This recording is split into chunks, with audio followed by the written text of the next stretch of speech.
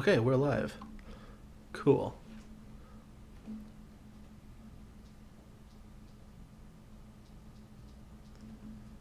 I want to go first. Easier things, relatively. Previous multiple of 3. Let's try that one.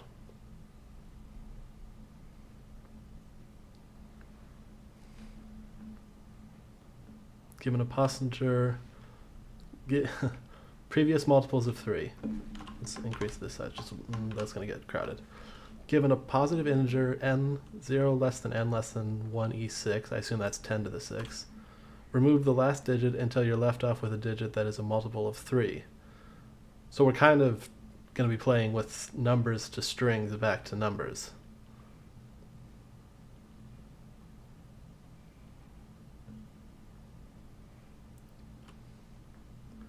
Return n when the input is already a multiple of 3.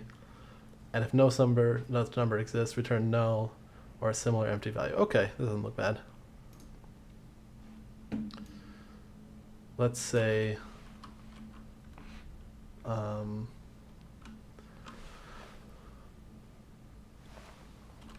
let's do a while loop, and let's have this be predicated on length of string of n greater than 0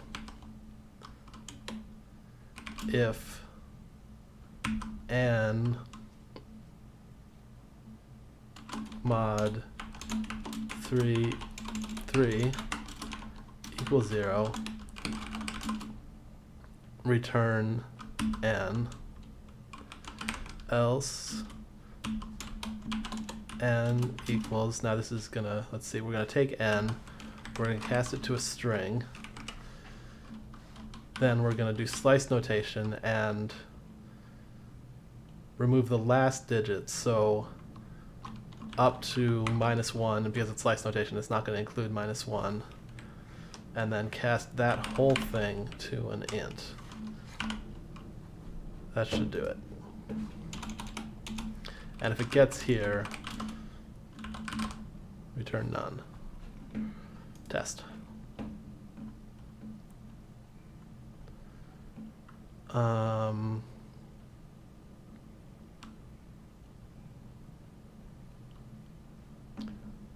Unexpected exception raised. Value in for n equals string of blah blah blah. Invalid literal for int with base 10. Oh, so okay. While the length is greater than 0, okay, well, let's make it length is greater than 1. This is like a 1 off by 1 error, and I'm not sure if this is going to fix it entirely, but let's try.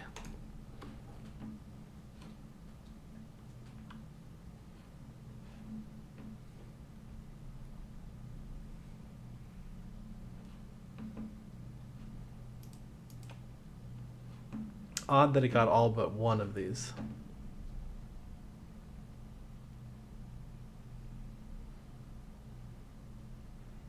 It returned none.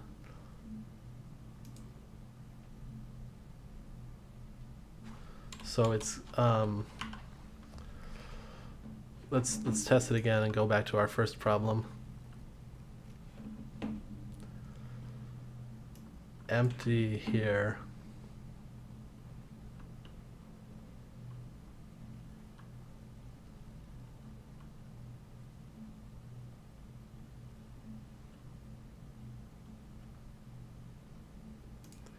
So n is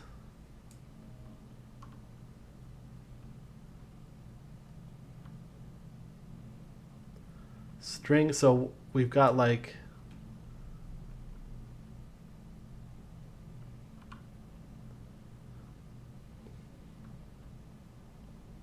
so I guess I have to think about whether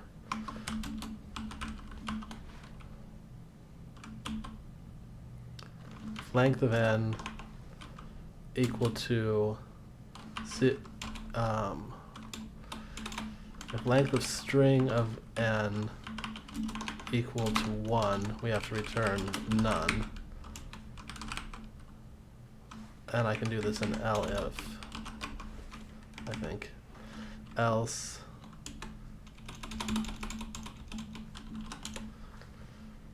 n equals such and such of that. And I don't think we should ever, although actually that return none there was kind of, okay, that did it. Okay, success.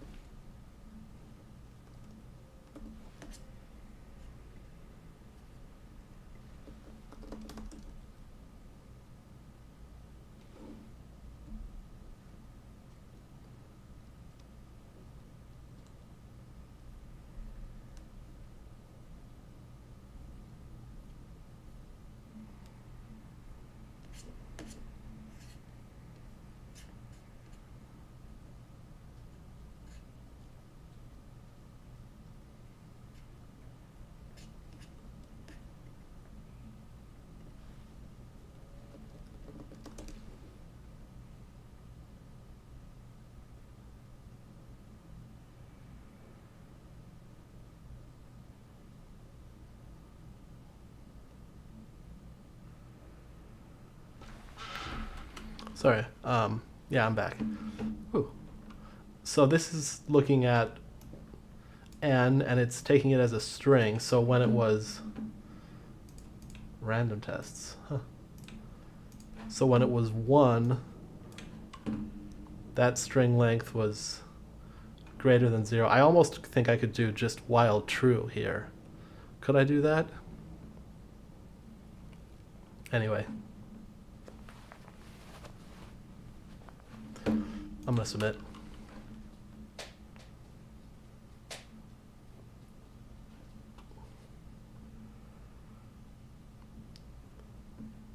Oh. That's clever.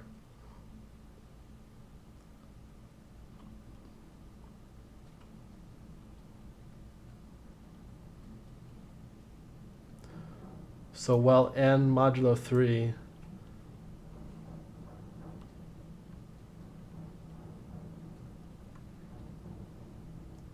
yeah, dividing it by 10 would take away the last digit. I didn't have to cast it as a string at all.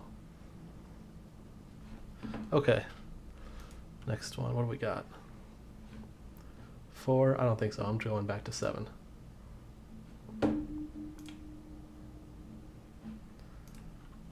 Centered pentagonal number. Okay. Complete the function that takes an integer and calculates how many dots exist in a pentagonal shape around the center dot on the nth iteration. Seems like the simplest thing is to, whoa. 1, 2, 3, 4, 5. 1, 2, 3, 4, 5, 6, 7, 8, 9, 10. This is kind of about, this feels like it's about coming up with the equation. All right, let's try this.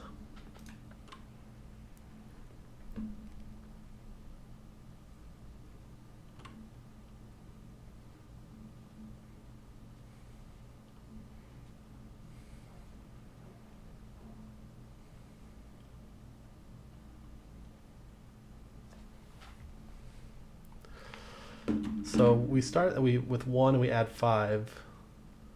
Then we add 5 plus 5 more. Then we add 5 plus. So we're adding n times 5, right? Is that all there is to it?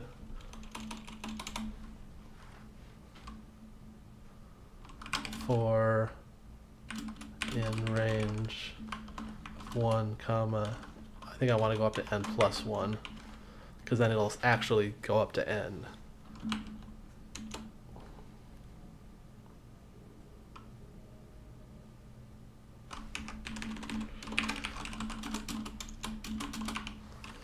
Result equals 0, result equal plus equal I times 5. I think that's all there is to it.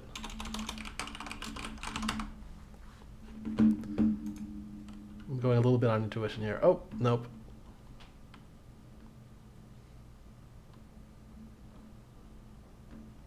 Not even a single one right.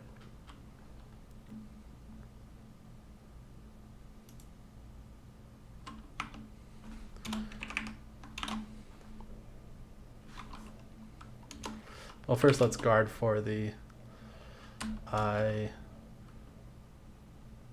less than 1, return -1. But if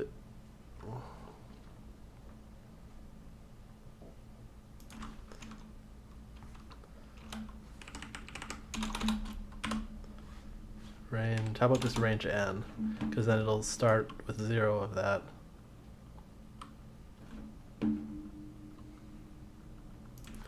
This should be looking at n, oops. There we go.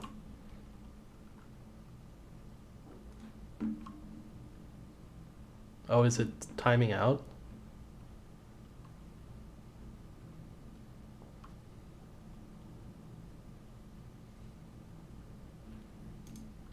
So we have to think about performance here.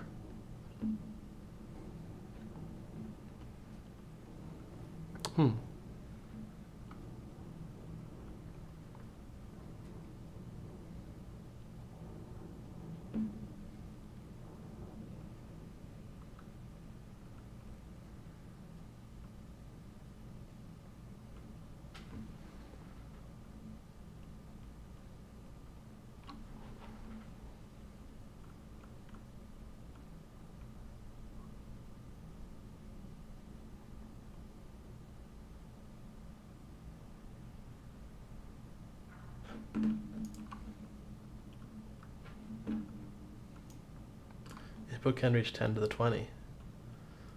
Yeah. Okay.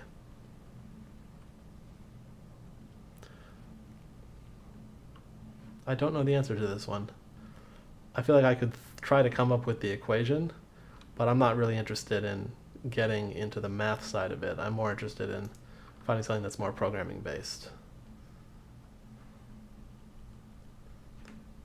So let's go back to 7. Progress. Have not trained on.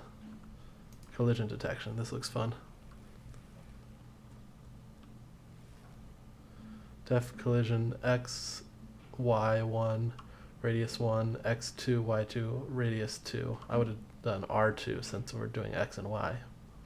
Create a function to determine whether or not the two circles are colliding. You will be given the position of both circles in addition to their radii. If a collision is detected, return true. If not, return false. Here's a geometric representation. Okay, this one looks pretty decent. So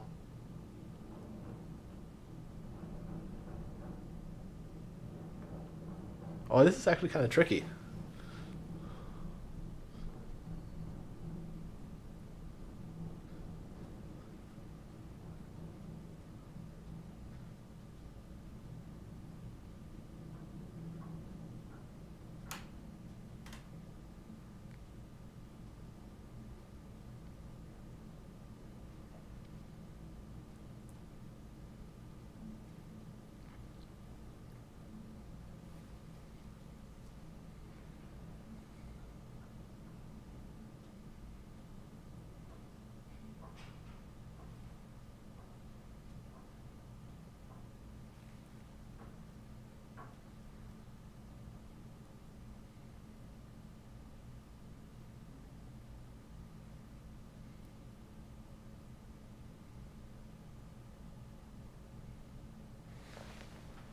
So let's just think about it this way. If we have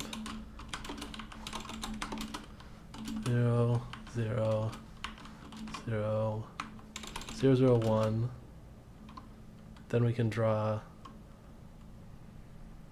it'll be square root 2 and square root 2.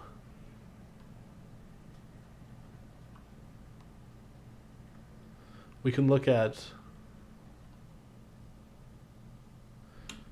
if we do x1 minus, or it has to x2 minus x1 and y2 minus y1, then we have a vector that's going to be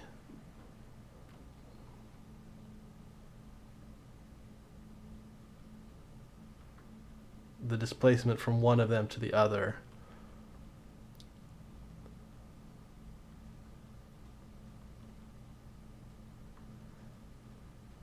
here's a way to simplify the problem. If we have a distance, we can think of it as a single point and a circle with radius that's the sum of the two radius. So r equals radius 1 plus radius 2.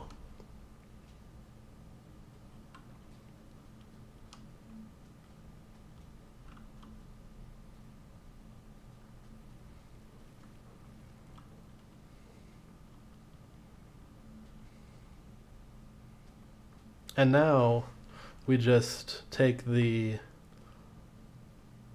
Pythagorean theory on this. So SQRT of this, SQRT of that, we'll probably have to import from math. Import math.sqrt. Add those together.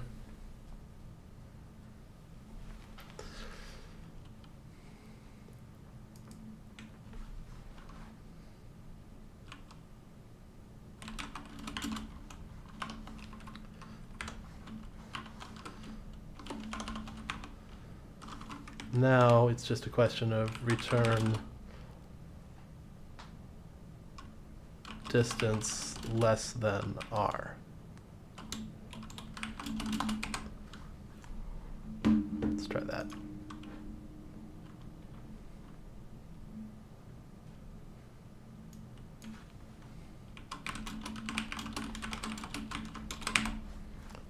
From math import SQRT.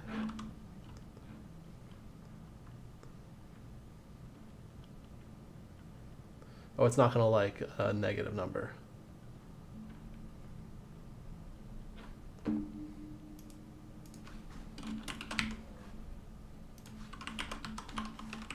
I think I can still do this just taking the absolute of that.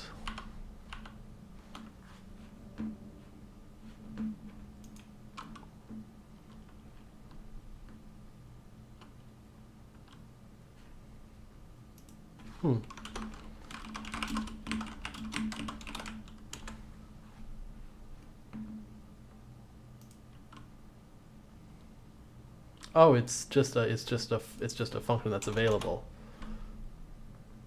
Okay. No wonder you can't import it with math.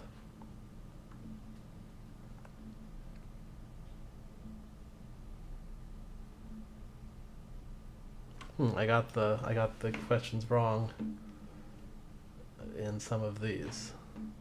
-1, 1 with 10, -10.1, 1.1 with 1. The radii are always going to be 11,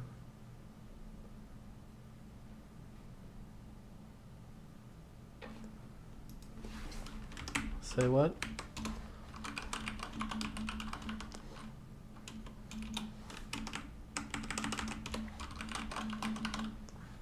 Let's try some print statements.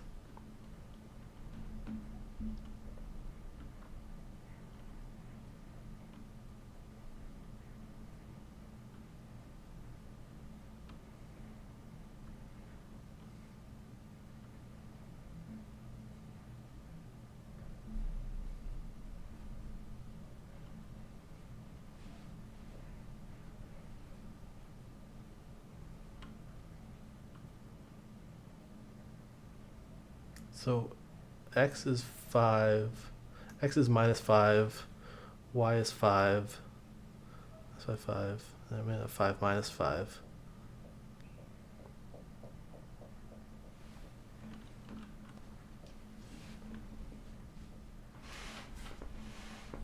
Oh, I should take the square root.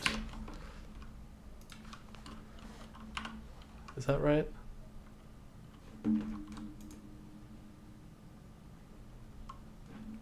Apparently not.